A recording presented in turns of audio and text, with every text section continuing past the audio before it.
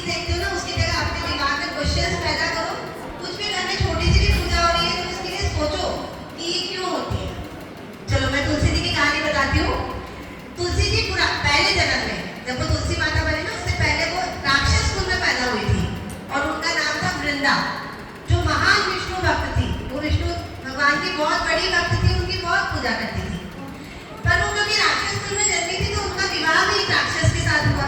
ठीक है, वो राक्षस भी महान बलशाली था और तुलसी जी इतनी भक्त थी और इतनी मतलब उनमें सतीत्व था, इतना तेज था कि जब तक वो अपने पति के लिए प्रेयर करेगी ना तो उनके पति को कोई भी नहीं मार सकता। इवन विष्णु भगवान भी नहीं मार सकते, कोई बड़े से बड़ा देवता भी नहीं मार सकता था। तो वो जब भी उनका जो उनके पति थे, जो राक्षस थे, वो युद्ध के लिए जाते थे तो तुलसी माता पीछे से ध्यान में बैठ जाती थी या जब करने लग जाती थी उनकी लंबी आयु के लिए, तो उनका बाल भी बांका नहीं कर पाता था कोई। और इस तरह से राक्षसों का अत्याचार करने लग गया। तो अब राक्षसों को तो मारना बहुत जरूरी है, तो क्या किया जाए?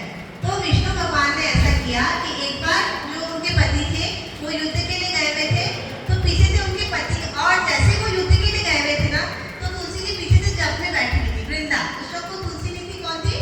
वृंदा। वो ध्यान मग्न थी, अपने पति की लंबी आयु के लिए प्रार्थना पूजा कर रही थी। तो भगवान विष्णु ने उनके पति का रूप बनाया और उसके पास आए। तो उसको लगा कि वृंदा को कि मेरा पति तो आ गया युद्ध जीत के। तो जैसे उन्होंने ध्यान छोड़ा, जैसे ही उन्होंने अपना ध्यान छोड़ा और पूजा छोड़ी कि मेरे पति तो मतलब सेफ और आ गए, तो पूजा छोड़ते ही उनका जो तेज था वो कम हो गया। ठीक है, तो उधर उनके पति का देवताओं ने वध कर दिया। किसी को पूछना है इससे रिलेटेड? मैंने तो बताया अभी, समझ आ गई बात? तो जैसे ही देवता ने उनका वध किया तो उनके पति का सर आकर उनके पास गिरा।